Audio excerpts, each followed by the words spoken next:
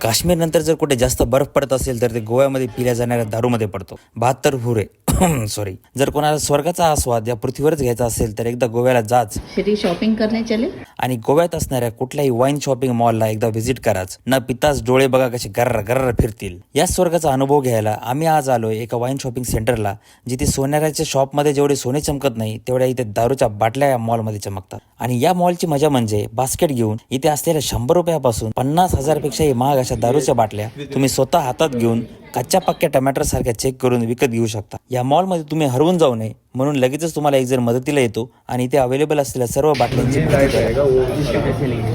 घे ना ड्रम, घे ड्रम. फेनी. असंच ट्राय कर ना.